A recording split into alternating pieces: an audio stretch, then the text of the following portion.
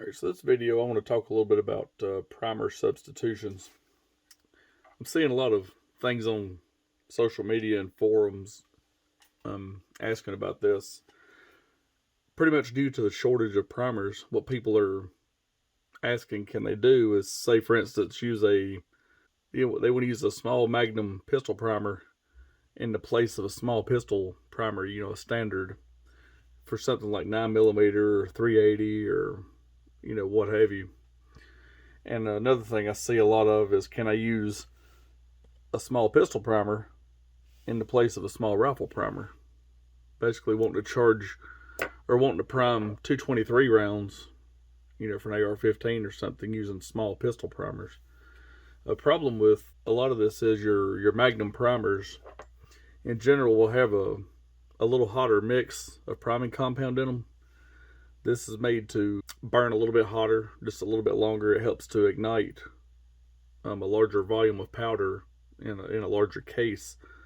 Or in the case of some pistol powders, like Winchester 296 H110, is a very dense, fine-grained powder, and it's known to be hard to ignite with a standard primer. So Magnum primers are generally recommended for that. If you were to put a regular small pistol primer into a 223 case and fire it, the standard small pistol primer cup is thinner and softer than your small rifle primer. So what you risk doing is having your firing pin actually puncture the primer cup, or you could end up having the pressure from the rifle round actually blow the primer out.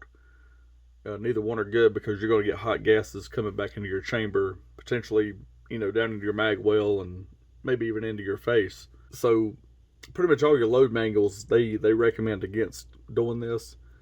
But there's a lot of people on the internet saying, oh yeah, it's fine, do it, it's safe, I do it all the time, all I use is Magnum primers in my 9mm. And best rule of thumb when you're reloading is, don't take advice from people on the internet. Follow your reload manuals, follow SAMI specs. They've done a lot of research developing loads, developing these primers, and what works and what could potentially be dangerous.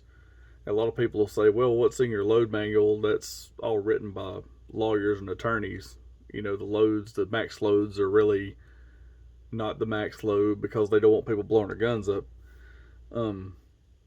That may or may not be the case, but as an individual, you have to make the decision whether you are willing to risk your firearm, your eyesight, your fingers, and gamble on that. Personally, I stay below listed max loads, and I strongly believe that you should use recommended primers for loads based on what the load data in your manual says. And of course, there's research done on these different primers and stuff. Even the same, say, a small pistol primer from Winchester versus CCI versus Federal, you can get pressure fluctuations and FPS, feet per second on these. And something like this, Federal, their primers are pretty widely known to have a softer cup in them. In fact, some of your hand priming tools will recommend against using it with Federal primer. I've never had a problem with Federal primers. My main issue is their packaging is so big. I can fit a lot more of these in my storage than I can those huge boxes, but that's a whole other topic. But switching between brands, you'll get small variations in your primers. But when you go from like a standard to a Magnum, or from what's designed for a pistol to a rifle, those variations are climbing. They're a lot greater, and you risk getting yourself in trouble. If you were to substitute a Magnum, say for a standard, obviously you will want to cut your load, down to the absolute minimum, and work your way up slowly from that, watching for pressure signs. If you've got a chronograph, check your loads with it. And at the first sign of any kind of pressure, you want to back off. But personally, I wouldn't recommend doing that. But the only time I'll substitute what's in a load manual is like 357 Magnum. Most of your load data for a 357 Magnum is actually, it calls for a Magnum small pistol primer. And while I have thousands of those on hand, a lot of times I'll just, I'll use a small pistol standard primer in a 357 Magnum case if I'm not using something like, Winchester 296 or H110. And to give you an example of the powders, easy to do at night, hard to do at night, we use Alliant 2400 and Winchester 296. I don't have any H110, but Winchester 296 is basically the same thing. But you can see here, your 2400. So you got a large extruded grain. Even if load manual calls for using a Magnum pistol primer on that, you can get by with the standard small pistol primer. That's what I use. And this stuff, it ignites every time. Winchester 296, you can see this is a very small, it's a real fine ball powder. And it's very dense. It sits tightly in the case. So this stuff here, you almost have to have a Magnum primer to light this stuff. I've got some of my load manuals out here. For instance, the Hornady. I've got the pages marked for the primer data.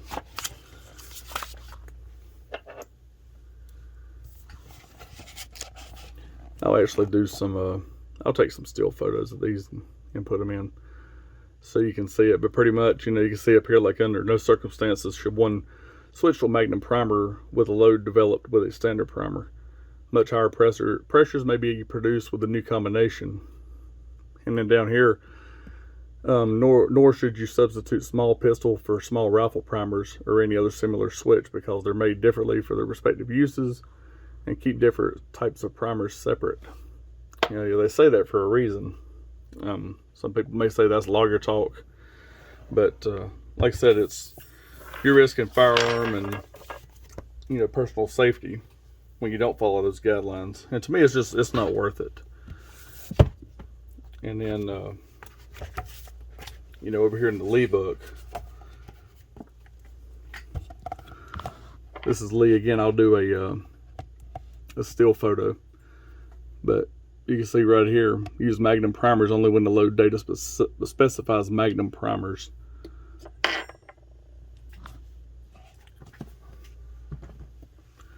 In the Lyman book, it don't really say much about it that I've seen, other than the Magnum primers are known to, the composition is a hotter mix.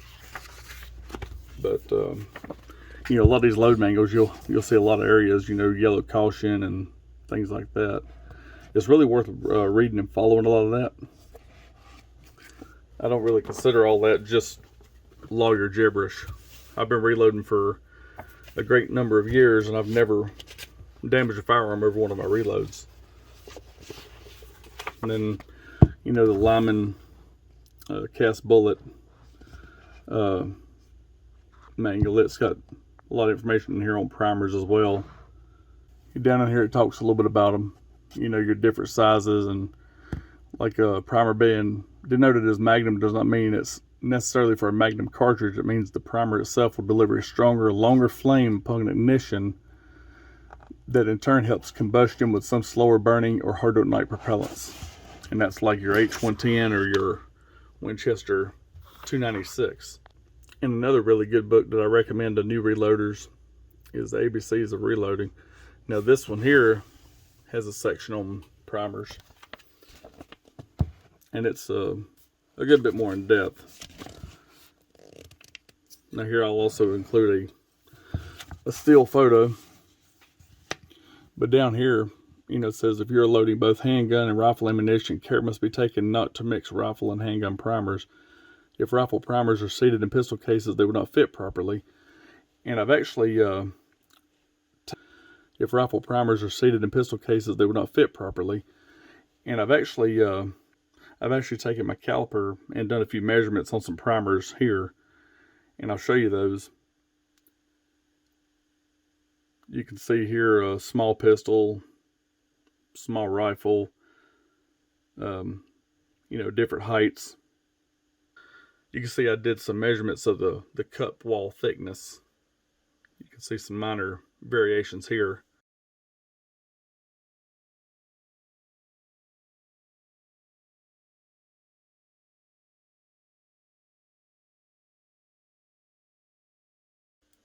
And then there's SAMI specs that gives the variations, the specs that the primers have to fall under. But you can see my measurements, they fell within those, but there were slight variations there. If you get back over here, what that was talking about was basically like your if you put like a small rifle primer, it's slightly taller than a small pistol primer, so that's what I mean. It won't fit properly.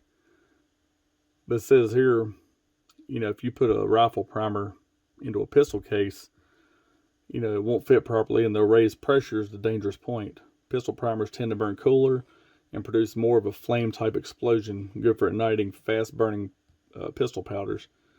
Rifle primers burn longer and hotter. They often contain metallic elements such as aluminum, which act as a burning spark that are blown forward into a charge of slower burning powder. This separates the grains, igniting them a number of places at once to achieve an even burning of the charge. And it talks about Magnum primers. It mentions them. Magnum rifle primers still have more compound, burn longer and hotter, and are used in very large capacity cases such as the .458 Winchester Magnum. And it talks about the bench rest rifle primers, and pretty much your bench rest primers. That's not that big of a deal. That just means the quality control is a lot stricter on those for your bench rest shooters and your guys that are chasing accuracy.